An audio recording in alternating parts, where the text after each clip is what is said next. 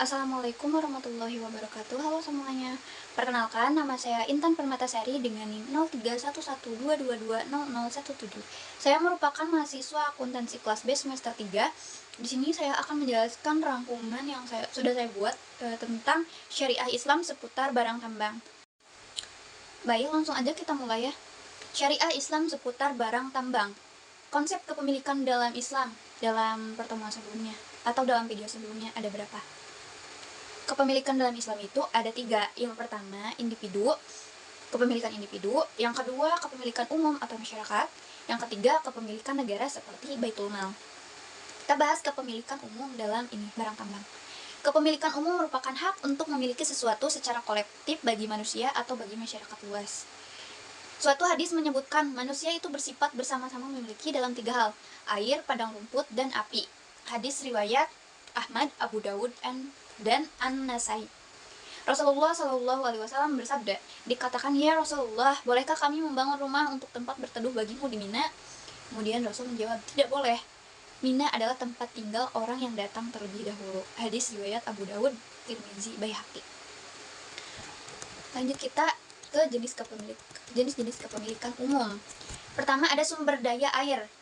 Isinya sumber daya air itu berupa laut, sungai, danau, mata air, terus air yang ada di udara, juga air tanah. Itu masuk ke dalam kepemilikan umum. Kemudian sumber daya energi seperti minyak, batu bara, gas, panas bumi, uranium, tolonium, energi dari angin, aliran sungai, laut, dan biomasa. Ketiga, sistem vegetasi dalam jumlah besar, seperti hutan tropis, hutan mangrove, hutan bakar, hutan subtropis, dan semua jenis hutan lainnya. Padang rumput atau stepa, padang rumput bersemak atau sabana. Keempat, barang-barang tambang yang terdapat dalam jumlah besar, seperti besi, nikel, emas, perak, intan, pasir, dan sebagainya.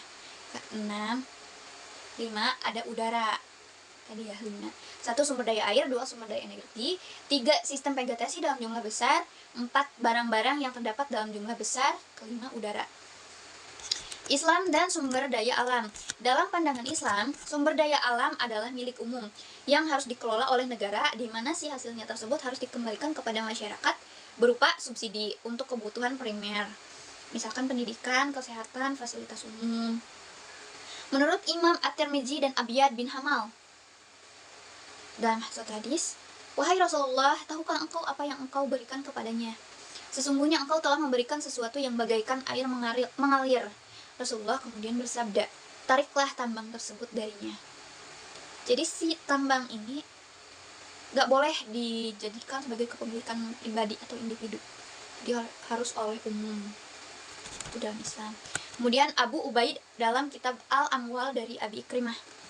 Rasulullah Shallallahu Alaihi Wasallam memberikan sebidang tanah ini kepada Bilal dari tempat ini hingga sekian. Berikut kandungan buminya, baik berupa gunung atau tambang.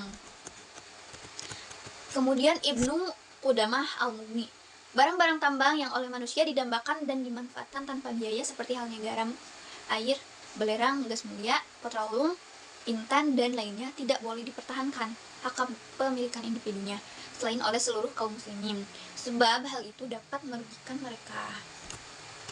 Definisi barang tambang, pengertian barang tambang. Jadi sebenarnya barang tambang itu apa sih? Barang tambang adalah sumber daya alam yang merupakan anugerah dari Tuhan Yang Maha Esa yang diberikan kepada manusia untuk dikelola agar memudahkan hidup manusia atau hidup kita. Ada sejumlah ayat Al-Quran yang mengemukakan tentang bahan mineral dalam bumi yang dapat dieksplorasi melalui proses pertambangan. Dalilnya yaitu dalam Quran surat Al-Hadid ayat ke-4. Dialah yang menciptakan langit dan bumi dalam 6 masa. Kemudian dia bersemayam di atas arsy.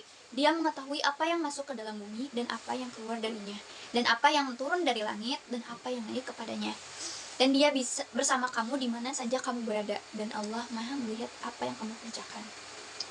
Itu dalil ya, Quran surat Al-Hadid ayat 4. Pengelolaan barang tambang dalam kajian fikih. Dalam hukum Islam, barang tambang itu milik bersama atau milik umum. Demikian, tidak ada seorang pun yang berhak atas atau menguasai, bahkan memiliki secara individu. Berkenaan dengan pengelolaan barang tambang, ulama kalangan Malikiyah dalam perkataan mereka yang masyhur berpendapat bahwa segala sesuatu yang keluar dari perut bumi berupa barang tambang tidak bisa dimiliki individu. Kan tetapi barang tambang tersebut harus dimasukkan ke dalam pos Baitul Mal untuk kaum muslimin, yakni dikelola oleh negara dan pemerintah. Terdapat dua pendapat tentang kebolehan pemberian barang tambang jenis ini. Pertama, tidak boleh karena semua orang itu punya hak yang sama. Kedua, boleh berdasarkan ada hadis yang diriwayatkan seperti hadis Katsir bin Abdullah bin Amr bin Auf al-Muzani dari ayahnya dari kakeknya, bahwa Rasulullah Shallallahu Alaihi Wasallam memberi Bilal al-Haris tambang di Al-Ghawariyu serta daerah di Gunung Quds yang bisa ditanami. Beliau tidak memberikan tanah tersebut sebagai hak seorang muslim. Diriwayatkan Abu Daud dan Ahmad.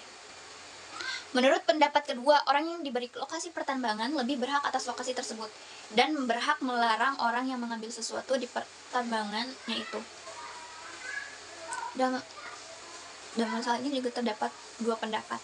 Pertama, pemberian lokasi pertambangan tersebut dengan status hak milik, kemudian lokal pertambangan tersebut menjadi hak miliknya seperti kekayaan yang lain. Kedua, pemberian lokasi pertambangan tersebut dengan status hak pakai dan ia tidak menjadi pemilik dari lokasi tersebut. Nah, kalau di sini di Indonesia katanya di laut itu, misalkan di Lombok itu si lautnya tuh udah jadi kayak kepemilikan individu, udah jadi kayak kepemilikan dari suatu hotel.